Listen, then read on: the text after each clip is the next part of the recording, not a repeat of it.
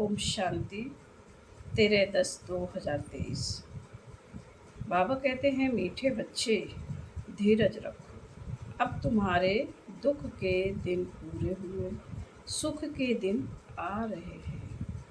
निश्चय बुद्धि बच्चों की अवस्था धैर्यवत रहती है। प्रश्न है, किसी भी हालत में मुरझाइश न आए, इसकी सहज विधि क्या है? बाबा का उत्तर है, ब्रह्मा बाप का सैंपल सदा सामने रखो। इतने ढेर बच्चों का बाप, कोई सपूत बच्चे हैं तो कोई कपूत, कोई सर्विस करते, कोई डिसर्विस। फिर भी बाबा कभी मुरझाते नहीं, घबराते नहीं। फिर तुम बच्चे क्यों मुरझा जाते हो? तुम्हें तो किसी भी हालात में मुरझाना नहीं है। गीत है, धीरज धर मनवा, सुख के दिन आए कि आए।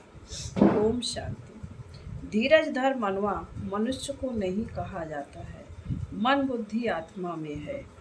यह आत्मा को कहा जाता है। आत्मा को सिवाय परमपिता परमात्मा के और कोई कह ना सके कि धैर्य धरो, क्योंकि अधीर को ही धैर्य दिया जाता है। अगर ईश्वर सर्वव्यापी है तो उसको अधीर कहा नहीं जा सकता। मनुष्य इस समय सब अधीर है, दुखी है, इसलिए धैर्य देने के लिए, सुख देने के लिए बाप आए हैं। कहते हैं, अब धैर्य करो।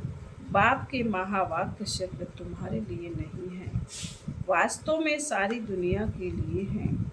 सारी दुनिया आहिस्ते आहिस्ते सुनती रहेगी। जो सुनते हैं वह आते रहते हैं। सबका सद्गति दाता दुख हरता एक बाप ही है। यह है ही दुख की दुनिया। बच्चे समझते हैं अभी हमारे मुक्ति जीवन मुक्ति के दिन व कलयुग पतित दुनिया से छुटकारा पाने के दिन हैं। तुम्हारी बुद्धि में यह है, सो भी नंबरवार पुरुषार्थ अनुसार। सबको यह धैर्य नहीं है कि अभी हम इस दुख की दुनिया से छुटकारा पाए, अपने सुख धाम जाएंगे। तुम बच्चों को भी स्थायी निश्चय रहना चाहिए। हमारे सुख के दिन अब आ रहे हैं।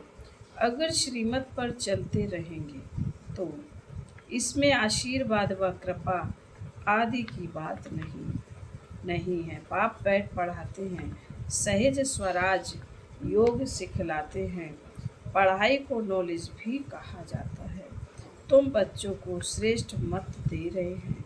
पहले तो अटल निश्चय चाहिए, फिर कभी वह नीचे ऊपर नहीं हो सकते। गाते हैं, परवाह थी पार ब्रह्म में रहने वाले की, वह पा लिया तो बाकी क्या चाहिए। यह तो निश्चय है, उस बाप से स्वर्ग का वर्षा मिलना है। तो धैर्य पहले ही स्थायी मिल जाता है। यह है अविनाशी धैर्य, सर्टेन है। हम श्रीमत पर श्रेष्ठ ते श्रेष्ठ श्रेष्ठाचारी राज्य भाग्य स्थापन कर रहे हैं। बिगर कोई लड़ाई झगड़े तो फिर मुरझाने की क्या दरकार है। भल घर में 10-12 बच्चे हों, बाबा को तो देखो हजारों लाखों बच्चे हैं। कई बच्चे हंगामा भी मचाते हैं। कोई सपूत बच्चे हैं, कोई कपूत बच्चे हैं, कोई सर्विस करते हैं, कोई तो डिस सर्विस भी करते हैं। फिर बाबा कभी घबराता नहीं है। फिर बाबा कभी घबराता है क्या? तो बच्चों को भी घबराना नहीं चाहिए। गृहस्थ व्यवहार में भी रहना है।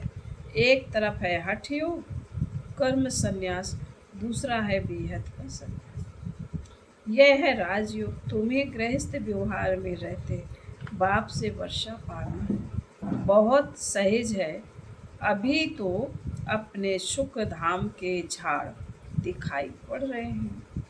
परोक्ष अपरोक्ष बुद्धि से जानते हैं। साक्षात्कार हो ना हो, पुरुषार्थ करते हैं। भविष्य स्वराज राजधानी के लिए एम ऑब्जेक्ट सामने है ना। लक्ष्मी नारायण का चित्र देख रहे हो। ऐसे नहीं कि हमको साक्षात्कार हो तो माने, यह तो बुद्धि से समझने की बात है। इन आँखों से चित्र देख रहे हो ना, इन आँखों से फिर भी यही देखेंगे। राजयोग है ना, बुद्धि भी कहती है बरोबर चित्र रखे हैं, फिर साक्षात्कार क्या करें। श्री कृष्ण सतयुग का मालिक है ना, शिव परम धाम में रहने वाला है। तुम लक्ष्मी नारायण बन सकते हो। यह है तुम्हारी एम ऑब्जेक्ट। तो आईने में देखो कि वह दैवी गुण हमारे में कहाँ तक है। बाप धैर्य तो बहुत अच्छा देते हैं। अब पढ़ना है राजाई के लिए, चाहिए वह बाप दे रहे हैं। बाबा कह रहे पढ़ना है, अब पढ़ना है राजाई के लिए ज्ञान चाहिए, वह बाप दे रहे हैं। ICS वालों को सबसे जास्ती नशा रहता है। हम बड़े ते बड़ा ऑफिसर्स बनेंगे। यूं तो धंधे व्यवहार में भी करोड़पति बन जाते हैं। बाबा फिर तुमको यह धंधा सिखलाते हैं, सट्टा मट्टा का। बाबा यह धंधा सिखलाते हैं सट्टा मट्टा का। तुम बाप को कौड़ियाँ देते हो। उनके एब्जे में 21 जन्मों के लिए बाबा तुमको स्वर्ग का वर्षा मालिक बनाते हैं। यह सौदागरी भी है तो पढ़ाई भी है। सिर्फ सौदागरी से काम नहीं है, वर्ल्ड की हिस्ट्री ज्योग्राफी का भी नॉलेज चाहिए ना। स्वदर्शन चक्रधारी भी बनना है। जितना पढ़ेंगे उतना ऊंच पद पाएंगे। स्वर्ग का मालिक तो प्रजा नौकर चाकर भी होगी। अभी भी सब कहते हैं ना, भारत हमारा देश है, परंतु राजा और प्रजा में तो बहुत फर्क है। बाप कहते जितना हो सके ऊंच ते ऊंच पद पाओ, माता पिता समान पुरुषार्थ करो। समझा जाता है सब तो गद्दी पर नहीं बैठेंगे, फिर भी रेस करानी पड़ती है। पुरुषार्थ नंबर बार पुरुषार्थ अनुसार ही राजाई पाए। जिनका जो पुरुषार्थ कल्प पहले वाला है, वह साक्षी हो दे।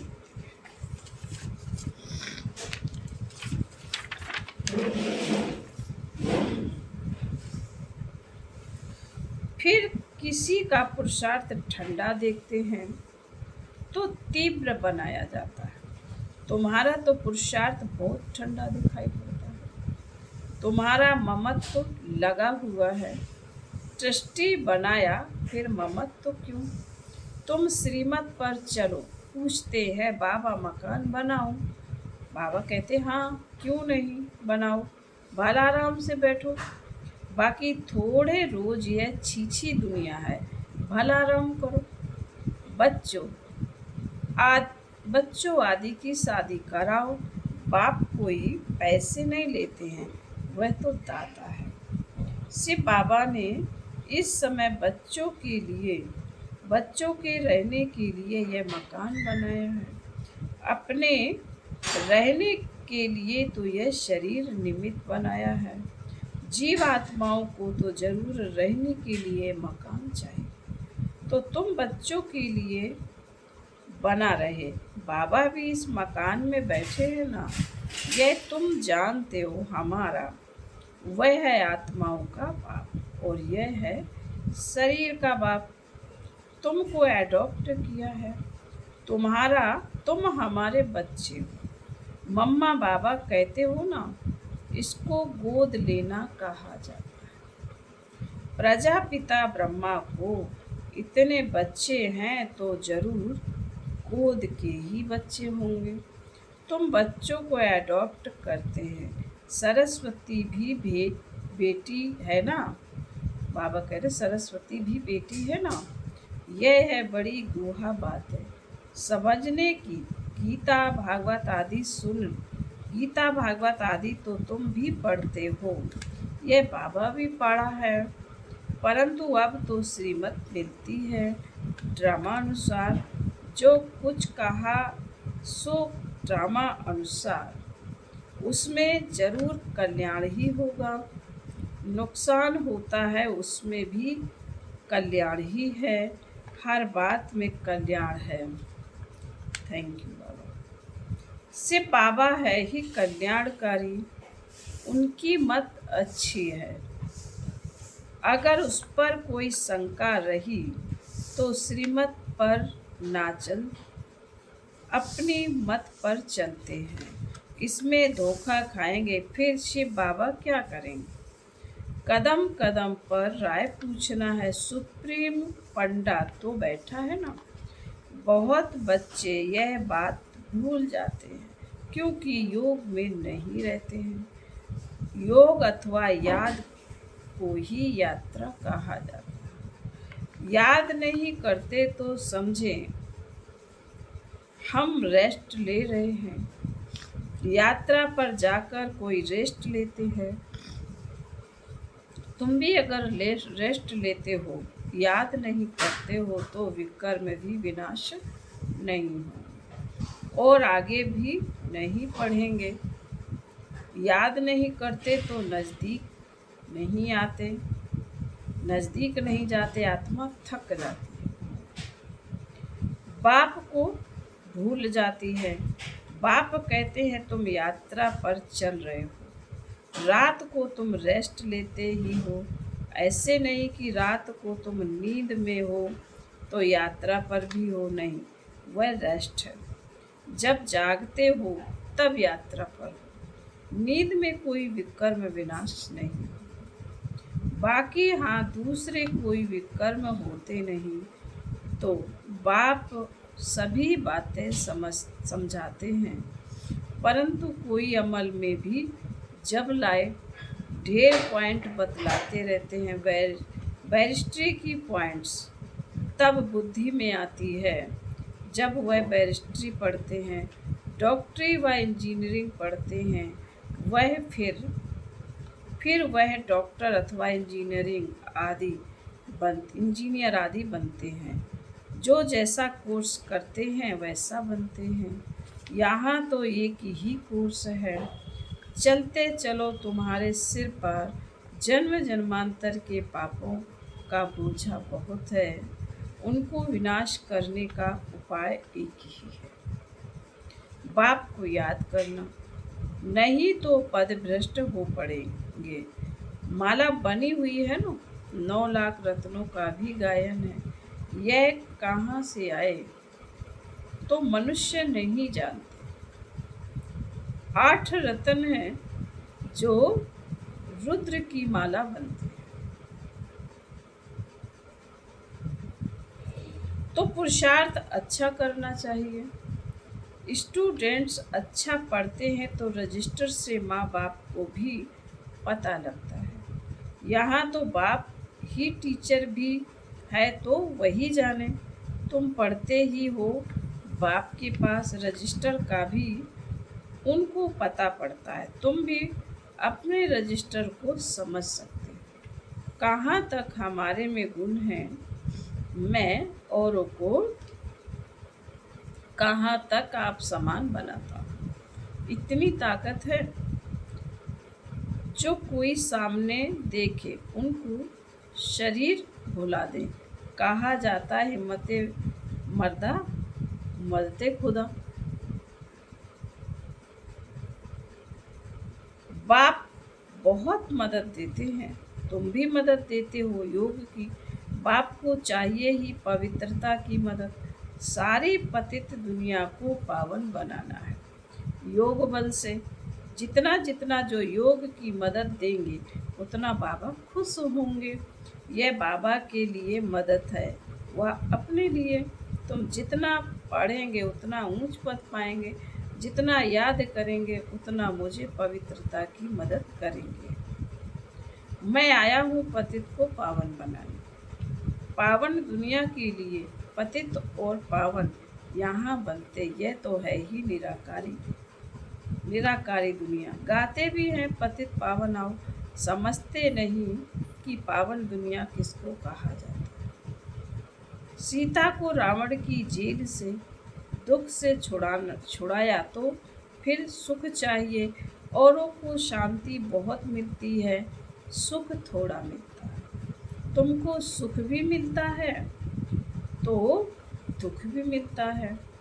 पिछाड़ी में जो आत्माएं आती हैं, थोड़ा पार्ट बजाए वापस चली जाती हैं। एक दो जन्म भी लेते हैं। थोड़ा समय आया, थोड़ा समय आया यह गया। तुम्हारे तो 84 जन्मों की बात है, उनकी एक दो जन्म की बात है। तुम 84 जन्मों को जानते हो, चक्र को जानने से चक्रवर्ती राजा बनते हो। वह थोड़े ही बन सकेंगे, उनके लिए यह ज्ञान नहीं है। यह ज्ञान तुम्हारे लिए है, जिन्होंने कल्प पहले भी ज्ञान लिया है। अब तुमको पुरुषार्थ करना है, पुरुषार्थ का समय अभी है और तुम्हारे लिए ही पुरुषार्थ की बात है। देवी देवता धर्म बहुत सुख देने वाला है, इतना सुख और कोई दे ना सके। यह अनादि ड्रामा बना हुआ है। सभी तो हीरे हीरोइन, सभी को तो हीरो हीरोइन का पार्ट नहीं मिल सकता। किस्म किस्म के मनुष्य हैं, उनमें भी अच्छे बुरे अनेक प्रकार के हैं। श्रेष्ठ ते श्रेष्ठ देवी देवता देवता हैं। श्रेष्ठ उन्हों को ही कहा जाता है, वह तो सतयुग में ही होते हैं। उन्हों के चित्र भी हैं, परंतु वह कैसे बने यह नहीं जानते। कोई तो फिर कहते हैं श्री कृष्ण हाजिरा हजूर है, भगवान भी हाजरा हजूर है। इन सब बातों को तुम बच्चे समझ गए हो।